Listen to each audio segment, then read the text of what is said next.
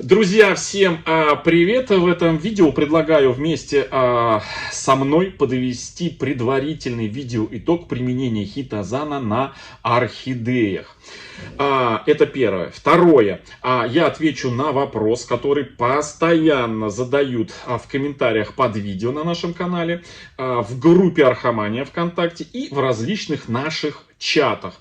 Это вопрос следующего содержания. Можно ли применять удобрения, различные спреи, различные стимуляторы, различные подкормки и тоники на цветущих орхидеях? Я уже неоднократно отвечал на этот вопрос, но сегодня очень хороший момент наглядно продемонстрировать и ответить на этот вопрос. Плюс сегодня в видео уникальная у нас возможность показать вам, друзья, на одном и том же сорте цветения орхидеи разные его окрасы и разные варианты цветения. Не думаю, что еще где на ютубе в группах вы еще где-то на каналах это увидите.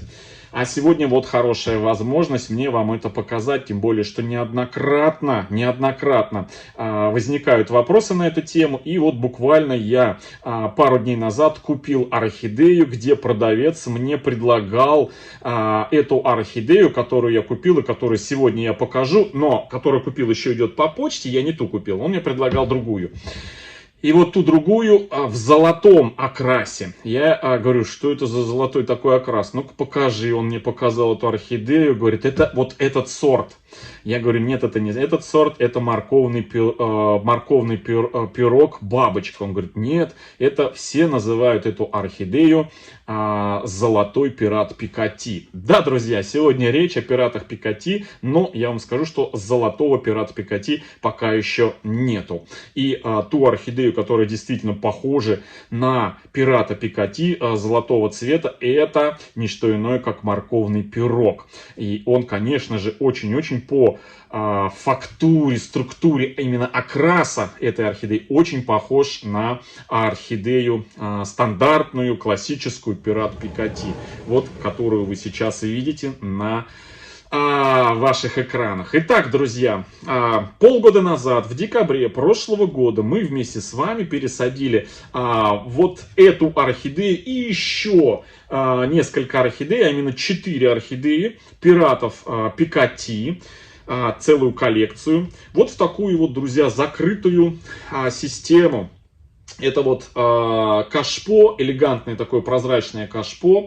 Посадочка была у нас орхиата средней фракции с применением мохового фитиля.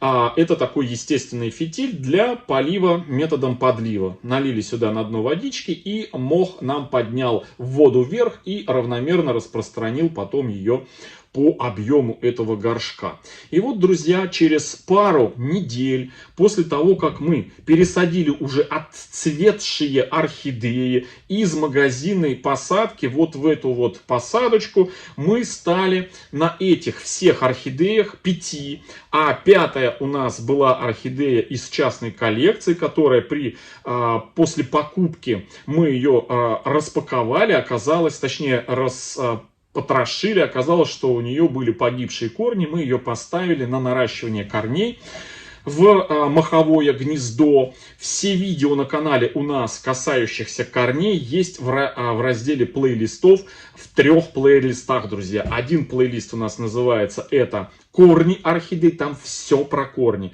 Второй плейлист называется «Воздушные корни орхидей», там все про воздушные корни. И третий плейлист называется «Как нарастить корни орхидей», там все связано с наращиванием корней.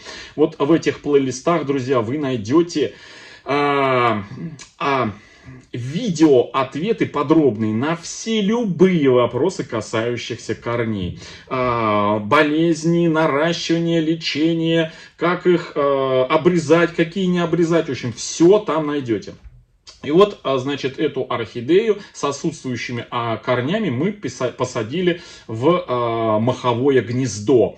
Это один из способов для наращивания корней. И тоже пятую эту орхидею стали обрабатывать вот этим, друзья, средством.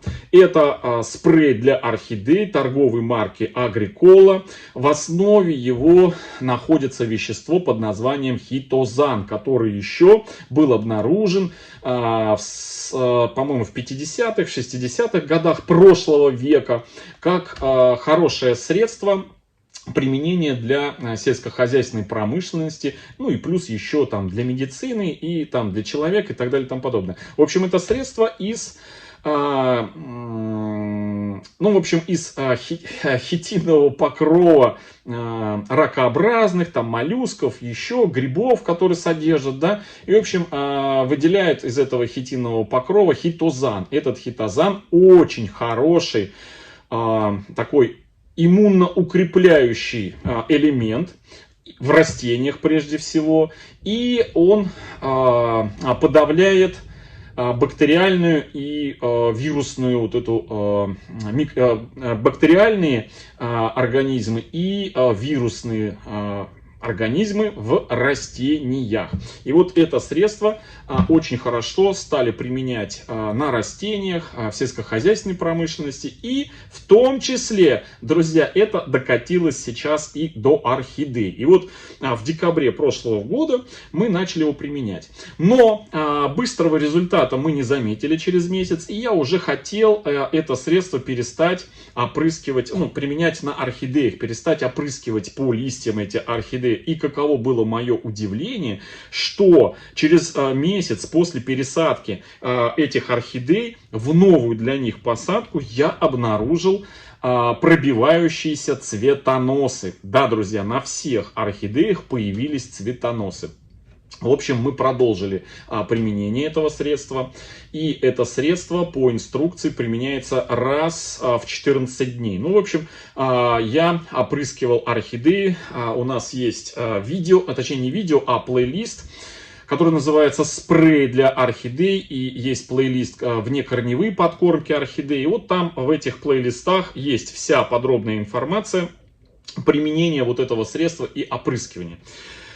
И буквально еще через пару недель, через тройку, у нас орхидеи вытянули уже довольно-таки значительные цветоносы, которые буквально вот несколько дней назад практически все уже начали раскрывать свои бутоны. Ну, за исключением, конечно, вот этого пирата Пикати, который прям буквально, я не знаю, в считанные недели выпустил цветонос и одним из первых расцвел. Буквально прям вот за 1,5, максимум 2 месяца. И вот уже он, начиная где-то с конца января, начало февраля, он у нас цветет, друзья, он у нас цветет, вот такой вот. Если вы обратите внимание, это стандартный классический пират Пикати, друзья. Когда только-только раскрывается у него цветок, он имеет такого персикового, розового такого окраса. Со временем он приобретает вот такой вот как бы выцветший окрас розовый. Но это, друзья, самый настоящий, стандартный, обычный пират Пикати. Его иногда еще путают с пиратом Пикати розового. Блю пират Пикати, да, друзья, есть розовый пират Пикати. Но у меня его в коллекции нету, у меня есть красные пираты Пикати. Я вам сегодня их покажу. Итак, друзья, каждые 14 дней, точнее не каждые 14 дней, а, наверное, каждый полив. За день, за два перед каждым поливом, если быть точным, мы вместе с вами обрабатывали листья вот этих вот орхидей. И вот уже на момент цветения этих орхидей я продолжал обрабатывать вот этим вот средством. И вот теперь как раз таки я подхожу к ответу на вопрос, можно ли кормить орхидеи, можно ли стимулировать орхидеи, можно ли обрабатывать спреем с хитозаном, либо с другими подобно содержащими веществами цветущие орхидеи. Однозначный ответ: если вы этого не делали на тех орхидеях, которые хотите опрыскивать до начала их цветения, то обрабатывать не стоит ничем. Ни удобрениями, ни стимуляторами, ни различными тониками, вообще никакими средствами опрыскивать, замачивать орхидеи цветущие не стоит. А если вы орхидеи подкармливали еще задолго до начала, когда выпустила орхидея цветонос, задолго до того, как начали формироваться бутоны на цветоносах, то подкармливать, удобрять, да, стимулировать, обрабатывать всевозможными тониками. Если вы это делали до начала цветения орхидеи, то в принципе можно. Но, исходя из собственного опыта, я бы, конечно, рекомендовал делать это в меньших дозах, чем это делали до того, как появился цветонос и орхидея начала цвести.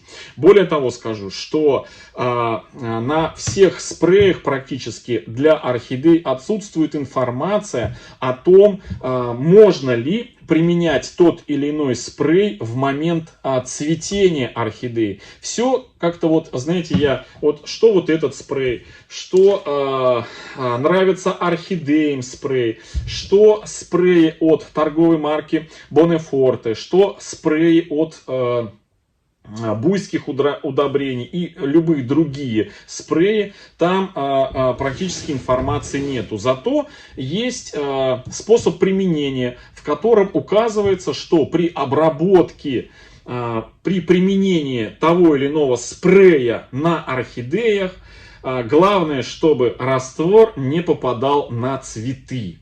То есть подразумевается, что можно тот или иной спрей опрыскивать цветущую орхидею. Но вот о том, что когда это делать, когда орхидея впервые обрабатывается этим спреем, либо когда эта орхидея еще до начала ее цветения начала обрабатываться этим спреем, об этом ни на одном вот таком вот спрее информации нет. Но исходя из собственного опыта могу сказать, что если орхидею мы обрабатывали или кормили, или стимулировали до ее начала цветения, то продолжать это в принципе можно. Если мы это делаем только тогда, когда она уже зацвела, то в 90% случаев результат будет следующий. Орхидея преждевременно закончит свое цветение. И пример тому я уже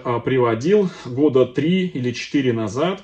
Я показывал, был такой проект у нас на канале, в котором я подкармливал орхидеи еще задолго до, после пересадки, когда орхидеи адаптировались, начал подкармливать буйскими удобрениями и кормил эти орхидеи и до выпуска цветоносов, и когда цветоносы уже росли, и когда орхидеи начали распускаться, и когда они цвели, и еще в процессе нескольких месяцев цветения орхидей. Естественно, с дозой в 2, в 3, в 4 раза меньше в период цветения, чем это было указано. Удобрял, друзья, буйскими удобрениями. И об этом рассказывал у нас на канале. Те, кто смотрит уже не первый год наш канал, те, возможно, помнят этот эксперимент.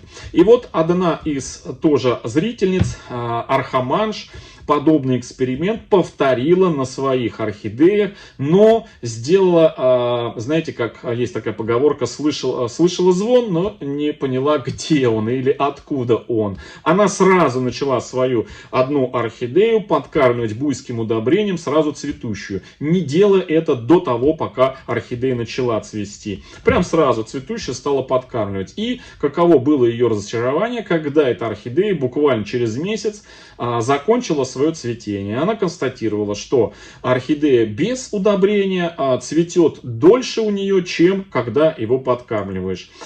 Я на канале показывал, что орхидеи у меня по 8 месяцев, минимум 6, 8, а то и год и больше цвели, которых я продолжал подкармливать в процессе их цветения. Дозами, конечно, меньше, в 2, в 3, в 4 раза меньше, чем до начала цветения. После того, как орхидея отцветала, я опять дозу начинал увеличивать. Это что касается буйских удобрений. То же самое это касается и любых других стимуляторов, любых других подкормок, любых других спреев и так далее и тому подобное. Если вы ими подкармливали и применяли их на орхидеях до их начала цветения, то можно и продолжать, потому что орхидеи, они такие цветы, что они адаптируются и по большому счету вызывается у них такое, знаете, привыкают они к тем или иным обработкам и чувствуют себя нормально, чем нежели когда орхидея уже зацвела и та или иная обработка может восприняться как стрессовая ситуация и орхидея перейдет от цветения к росту и закончит преждевременно радовать своими цветочками. В общем, друзья, вот такой вот мой очередной ответ на можно ли подкармливать орхидеи цветущие теми или иными средствами. Удобрениями, стимуляторами, различными витаминными и другими тониками.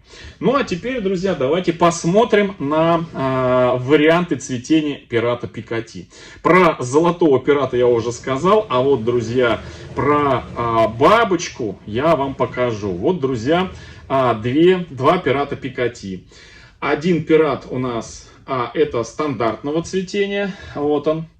А второй пират у нас классическая бабочка. Сейчас очень много, друзья, бабочек-пиратов продается в группах, различных интернет-магазинах. Средняя цена 4-4,5 тысячи рублей вот за пирата в бабочковом цветении. Вот такой вот, друзья, красавчик. Конечно, бабочка тоже со временем, когда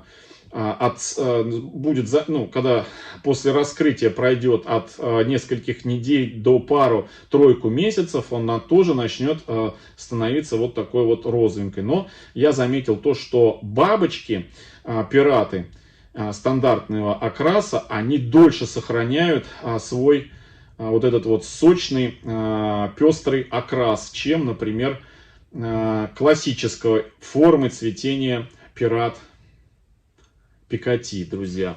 Так, ну у нас тоже бабочка, она в активном таком росте, вот, и в активном цветении. То есть на всех вот этих вот орхидеях и на одном пирате, и на втором мы применяли вот этот вот спрей. Ну что, идем дальше. Это у нас был стандартного цветения. Теперь показываю вам. Так, это у нас бабочка, да? Я ее вот сюда покажу вам. А теперь, друзья, другой пират. Красный. Смотрим. Хопа. Вот здесь вот пират классического окраса, бабочка. А здесь пират у нас красный, red. Пират Пикати. Вот точно такой же пират Пикати есть у нас и не бабочкой. Но у меня его, к сожалению, в коллекции нету. Я почему-то его в позапрошлом году, у меня когда первый раз попался вот такой пират, не бабочка пират, я его обменял. А потом, ну, в общем, пожалел, когда решил собирать всю коллекцию пиратов разного цветения. И то мне повезло, что я зашел в магазин Ленту, по-моему, да, в прошлом или в позапрошлом году. Помните? Ну, кто смотрит, те помнят. Зашел, и там оказалось сразу 3 пирата. И вот этот красный пират, и стандартный. Я сразу коллекцию пополнил на 3 пиратах. Хотя до этого пират покупал бабочку за баснословные деньги по тем временам, друзья, несколько лет назад, за что-то 8,5, по-моему, тысяч рублей. Это уже потом голландцы стали штамповать пиратов бабочек, и цена сейчас уже у перекупщиков по 4-4,5 тысячи рублей. В общем, друзья, смотрите, вот такой вот пиратик, бабочка, красный. Red пират Пикати. Но есть еще, друзья, другой вариант цветения пирата Пикати. Это пилорик. Вот такой. Но это тоже вариант красный пилор. Сейчас я его покажу. Красный пилорик. Вот. Пират красный. Red. Пират Пикати красный. Вот, смотрите. Вот такой вот, друзья, интересный красавчик. Тоже орхидея у нас находится в закрытой системе. Вот они все, друзья, 4 пирата. 2 стандартных окраса и 2 красных.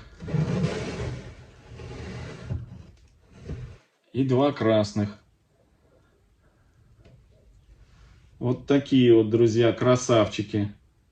Смотрите, какая прелесть. И все эти орхидеи, друзья, мы с вами обрабатывали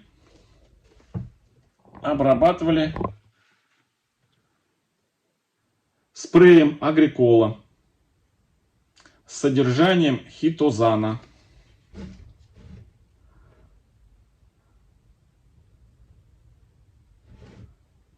Вот. Опа. Так, ну и пятая наша с вами орхидеечка. Я сейчас ее мельком покажу, чтобы вы видели, что с ней, в принципе, тоже все в порядке.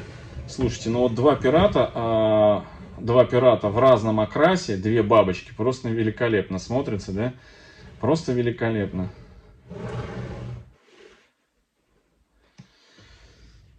Вот она. Так, ну она у нас будет героиней одного из следующих видео, в котором я буду рассказывать про особенности наращивания корней. Давно это видео уже обещаю выпустить, и поэтому там я и все про нее расскажу. Она у нас вот корешки уже новенькие пустила. Это тоже розовый пират, пилорик, но больше, наверное, он все-таки трилипс. Пират розового окраса, трилипс, друзья. Все. Вот такое вот сегодня видео про пираты. Я сейчас их, с вашего позволения, обработаю спреем Агриколы. Вот такая. Она у меня налита, в другой перелита вот сюда, потому что у Агриколы попался вот этот вот опрыскиватель нерабочий, то есть он не работает. Мы уже сколько раз пытались, он не работает. Поэтому я его перелил сюда и вот им опрыскиваю вот так. С обратной стороны по листьям, по корням. И делаю это цветущий, потому что мы с вами их обрабатывали еще после пересадки. Так, но вот эту я не буду обрабатывать опрыскиванием, я ее протираю, потому что у нее, друзья, у этой орхидеи мы обрабатывали Максимом, и чтобы раствор не попадал на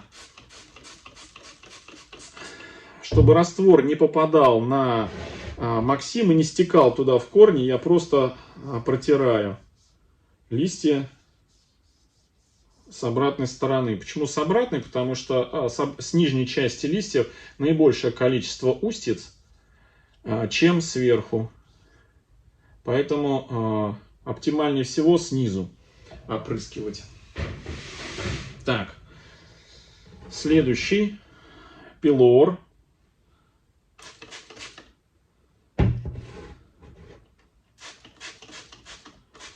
Значит, я уже, не знаю, не помню, говорил, не говорил, что хитозан, он обладает 2 хорошими свойствами. Первое, это укрепляет иммунитет, именно иммунитет растения. И второе свойство, подавляет бактериальную и вирусную среду.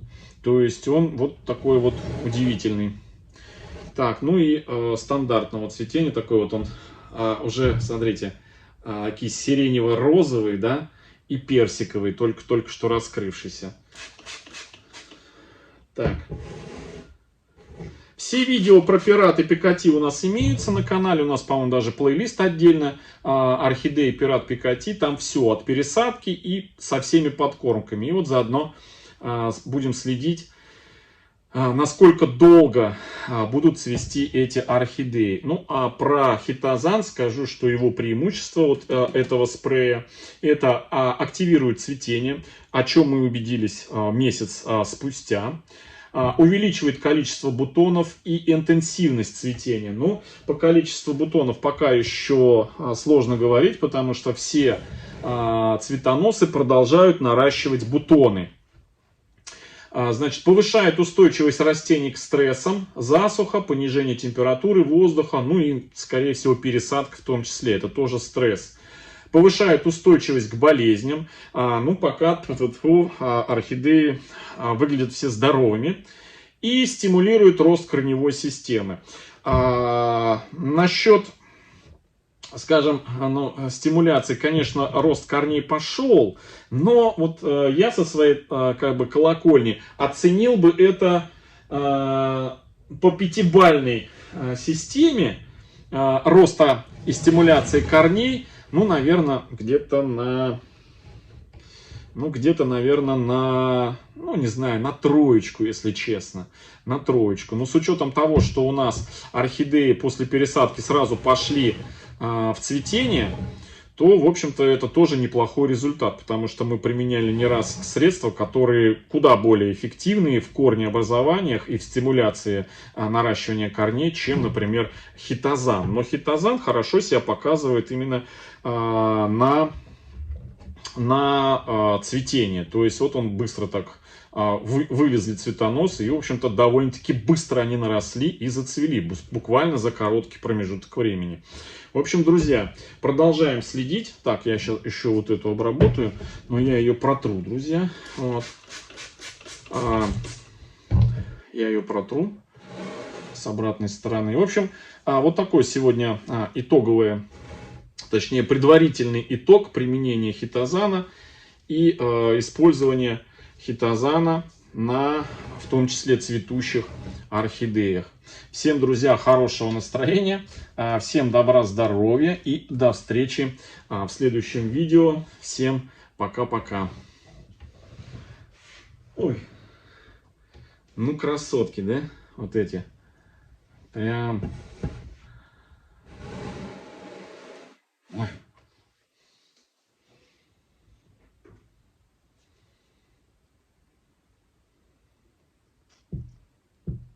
О, красота.